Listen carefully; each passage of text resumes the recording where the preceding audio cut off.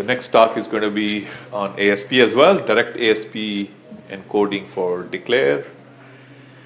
And the talk is going to be given by Antonio Ielo from University of Calabria. So this is indeed a Calabria session. Almost a Calabria session because it's also a joint work with Francesco Chiariello, who is from University of Naples. Okay. So thank you. Okay. So this talk is about. Okay. So I don't know. Okay. So this talk is about ASP encodings for a declarative process modeling language known as declare, which is a set of LTLF, is a set of patterns which can be used to describe temporal relationships between actions in the context of process mining. In particular, the declare patterns can be defined in terms of linear temporal logic over finite traces, although originally the declare patterns were not defined in these terms. Recent works provided some ASP encodings for LTLF tasks, and these encodings can be naturally applied to declare by exploiting the patterns definition in LTLF.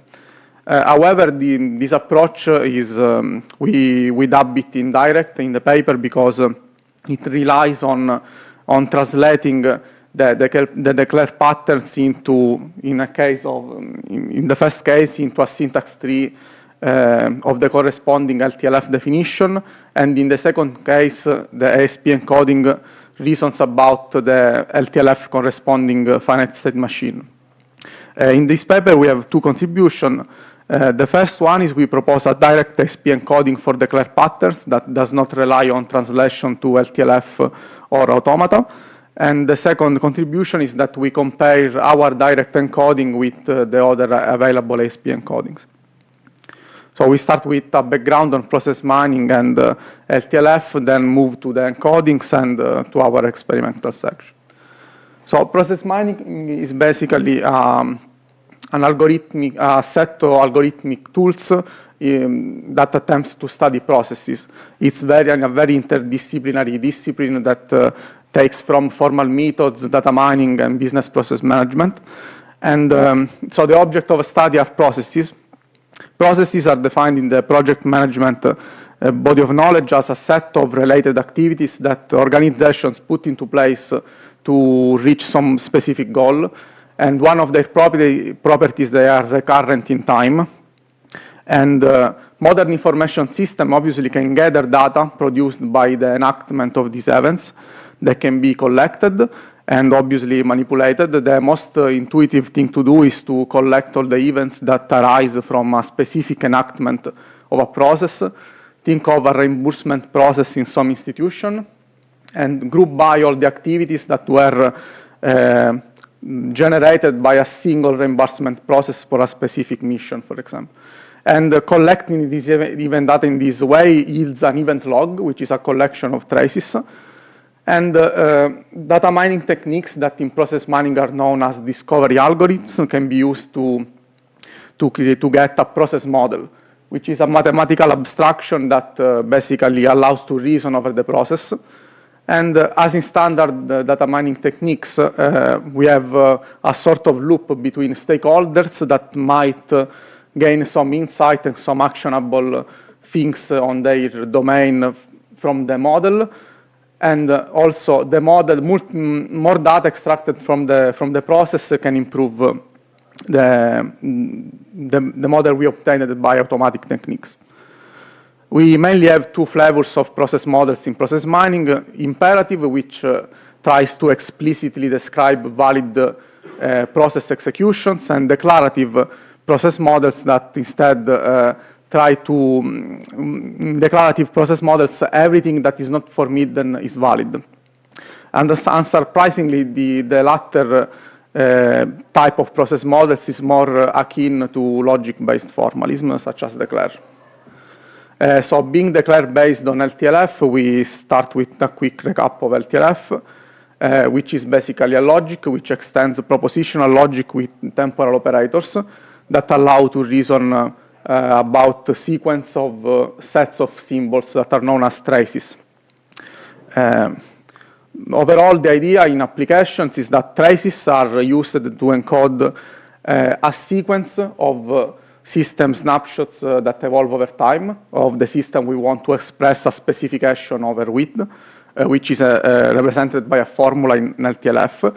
And the idea is that a trace is a model of the specification if it is a valid behavior, otherwise it is not a model of trace. These are the main temporal operators LTLF offers. Just as an example, consider the next operator, which is this X1. What does it state? Simply put, a trace phi satisfies the formula next phi at time I if in the time point I plus 1, phi holds. So the next operator allows us to go forward in the trace. While the until operator, for example, states that at some point in the future, the right subformula will hold, and up to that point in time, the left subformula has to hold. So it kind of specifies a window of time where a behavior has to be respected. Then we have also those two operators that are more intuitive, the eventually operator and globally operator, or always operator, that, as the name suggests, state that something has to hold at least once in the future, or that it has to hold from that point up to the last point in time in the trace. So although LTLF offers native constructs to deal with an abstract notion of time, in application, pattern languages became very popular, mainly because that's kind of the topic of last talk. Declarative specifications are tricky to use, and in particular, they require a formal background that maybe people that are interested in applying the tool are not really acquainted with. And also, they offer a use case for ad hoc algorithms. So Declare is this pattern language based on LTLF, and here we have some examples of the patterns that obviously are valid LTLF formula, but these are examples of patterns that we find in the Declare language. For example, the response constraint says whenever something happens, at some point in the future, something else will happen. Here, this alpha and beta might be placeholders for specific activities we are interested in. And we have also, obviously, other type of constraints, of patterns. So, okay, just because... W operator? Yeah, that's a weak until operator. I forgot to introduce is syntactic sugar for that expression there. That does not assume that the right hand of the until will happen over the trace. So just because there will be a bit of semantic overloading with ASP, by declare constraint, we mean just the instantiation of a declare pattern with specific activities. By declare model, we assume a conjunction of declare constraints. And a common assumption when working with declare is that each state in the trace includes exactly one symbol. And the problem we are interested in for declare are the conformance checking and query checking. Conformance checking is defined as basically given a declare model and an event log, computing all the traces in the log that are valid models for the declare model, valid traces for the declare model. While query checking, here we use this definition, basically given a declare template, we are interested in its instantiations such that over a fixed event log, at least a given amount of traces is a model of that specific declare constraint. Okay, so as I said, in this paper, we compare the available ASP encodings and provide a third one. It's also the third talk in the ASP section, so I think we can safely skip the informal semantics of ASP. And the encodings which we call indirect in the paper, are basically revolve around two concepts. The first one around the manipulation of a reified syntax tree of a given formula. The second one on stepping the equivalent automaton of an LTLF formula. This is just a known result in literature that any LTLF formula can be translated into in exponential time into a symbolic automaton such that a trace is a model of the LTLF specification if and only if it is in the accepted language of the automaton. We are working with that what we call the declare assumption. So in our case, the symbolic automaton is just a finite state machine. And as a running example to show the encodings, we will use the response template we introduced earlier. So first of all, we have to encode in a way the object we are interested in, which are event logs and the declare constraints itself. And we adopt this representation where use this ternary predicate trace, where the first index represents a unique index for traces in the log. The second term is just an index to represent time in the trace, and the third term is just the propositional symbols in a specific state.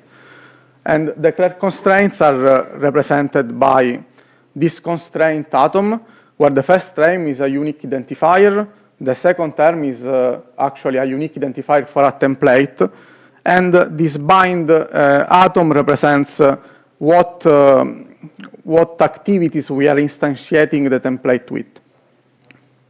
So as I said, we will have two solutions. There are two solutions in literature, the one based on syntax tree and the one based on automaton.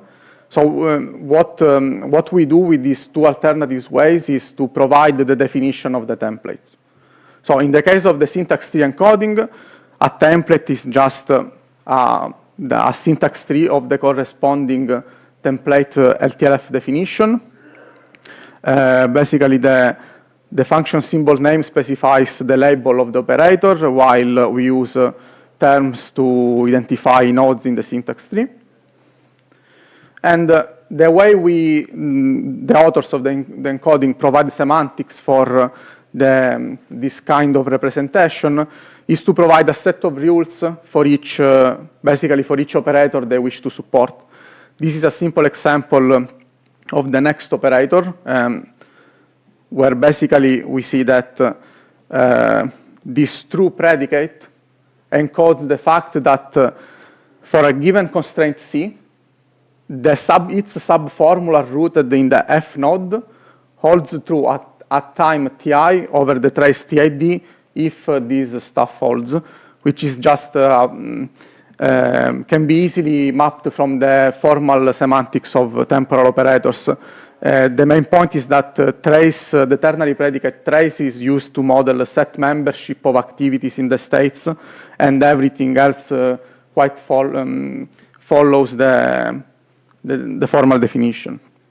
We also have another example with eventually operator, but it's very similar to next. Instead of having a simple +1 referring to the immediately next state, we are referring to an arbitrary future state in the trace. The second encoding, ASP, from the ASP point of view, is very similar. What changes is that we have a different representation for the template, which now is the transition table of a finite state machine. And the semantics encoding is easier because it's basically does not need an ad hoc rule for each temporal operator, because we just need to simulate the stepping of the automaton over a trace. Here in particular, this cur state is the equivalent of that true atom in the previous encoding. So our direct encoding instead does not rely on this intermediate step mapping to another formalism, which then we evaluate, but tries to implement the semantics of declare directly in ASP.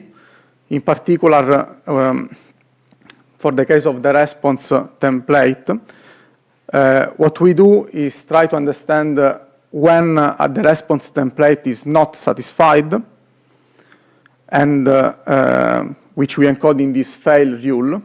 In particular, response says that whenever something, this A happens, in the future of the trace we will see a B. So it fails when we see an A that is not followed by a B, or in particular even the last A will be further simplified. So we write this fail rule, modeling exactly this. There is an occurrence of A at some point that is not followed by a B. And as I said, as really close to that declarative process modeling spirit, a constraint is satisfied whenever we do not see it, we do not have a witness for it failing. A bit more formaling.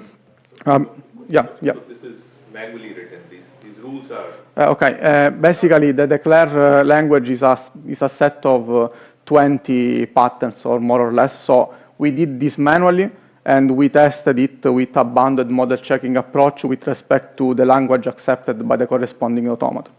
I'm not aware of a way to automatically translate arbitrary LTLF to this kind of representation. That's not a syntax tree. So yes, a bit more formally, which might be near what you were asking about.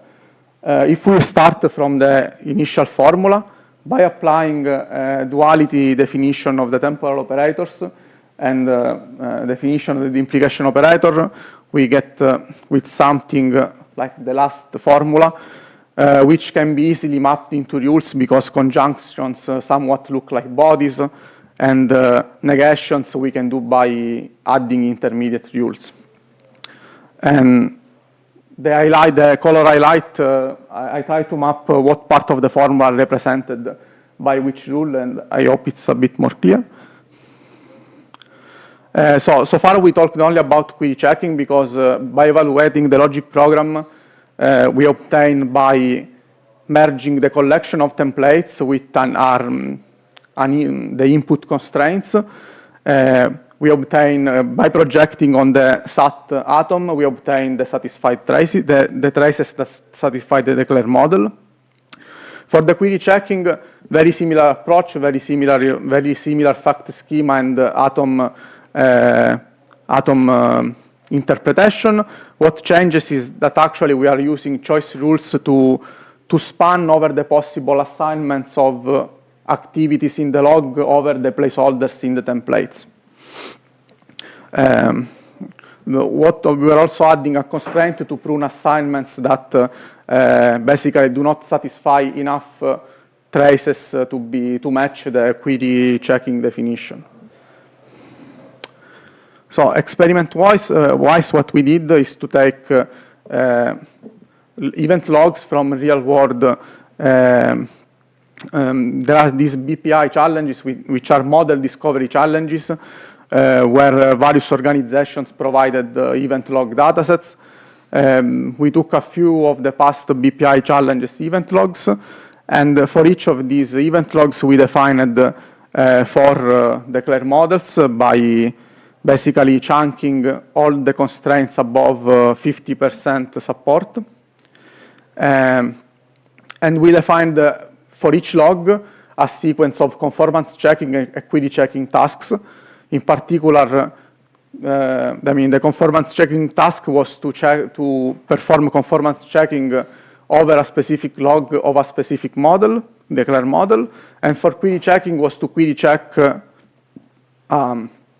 a declare template over the specified log and with a specific support threshold. And we compared these 3 encodings, and we obtain these results. Basically, the direct encoding, maybe unsurprisingly, results in a faster system because the other 2 encodings are more general because they work with arbitrary LTLF formula, while our supports only the declare constraints. For the query checking, we have similar results. Our encoding is almost always faster than the other ASP-based solutions. This D4PI column is an imperative implementation of these tasks. It's written in Python, might not be the fastest solution, but it's the one that offers clean API to benchmark stuff. But the main aim of the paper was to compare the different ASP encodings for the task.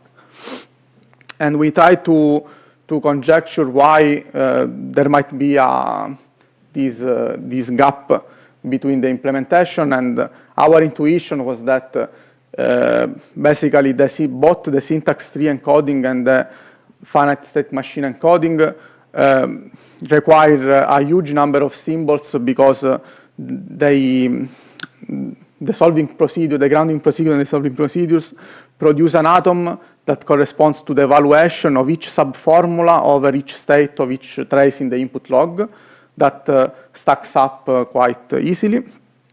And we validated our conjecture by running some statistics on max memory consumption for the query checking and conformance checking tasks, for which the previous plot was times. And basically, we see that the automaton encoding and the syntax tree encoding suffer from huge usage of memory, while the conformance checking, the direct encoding is a bit more cheap from the memory usage point of view.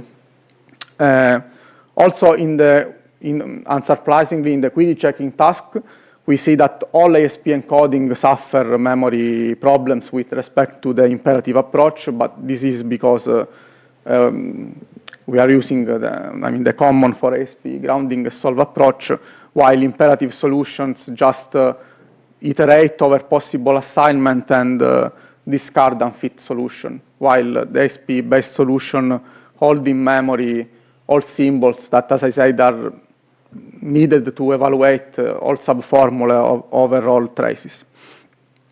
So wrapping up, there were in literature some ASP-based solution to perform some LTLF tasks which relied on translation to other formalisms. These approaches were general and are able to tackle arbitrary LTLF formula. However, declare is an LTLF-based formalism that is quite popular in process mining, and an ASP approach directed ad hoc for declare was missing, and we tried to provide one, and it results to be faster than the available solutions based on translations. That's it.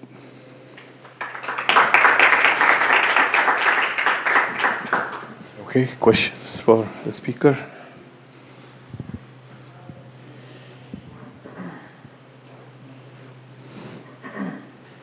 Yeah, I had a question about the performance and also like which bits of LTL you have to deal with.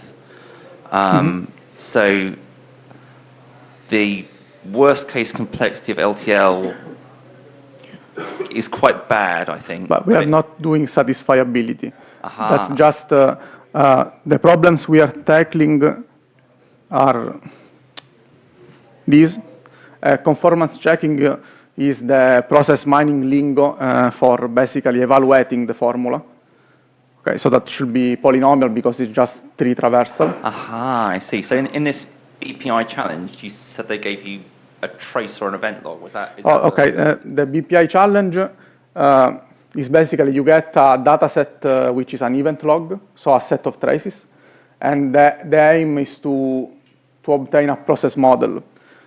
Also, BPI challenges are not really meant for LTLF. I mean, you can participate submitting a declare model, but especially in the earlier process mining days where declare was not a thing, Patrinet was the target formalism, and I don't know, heuristic miner, alpha miner algorithm, that sort of stuff to get Patrinets. But even in that case, it's not really satisfiability, a LTLF satisfiability task. Okay, thanks. More questions? So have you also looked at, for example, taking an LTL formula and translating that into ASP? Obviously, this slide sort of begs the question because, as I said, we mapped manually all the templates, and at some point, when someone does something 20 times in a row, he starts to think maybe there is a structured way to do this. But at the moment, I don't really have a solution. I don't know if Sort of in a syntax-driven manner. yeah, I mean, for these specific fragments, that is why the example is this one, because when you limit yourself to the X and F fragment of LTLF, which is also a simpler fragment from full-fledged LTLF, basically the idea is that if you look at the parse tree, the eventually operators is like fixing an unknown point in time in the future. So basically, if you check a node in a syntax tree, and you look up and you look at all the eventually nodes that are above, it's like saying there exists a K, K1, K2, such that K2 greater than K1 and something else, which we might see in that witness rule. That T1, T prime, sorry, represents basically something that is under the scope of an eventually operator if we will plot the syntax tree of that formula. But an F and X fragment of LTLF is very simple and not really interesting.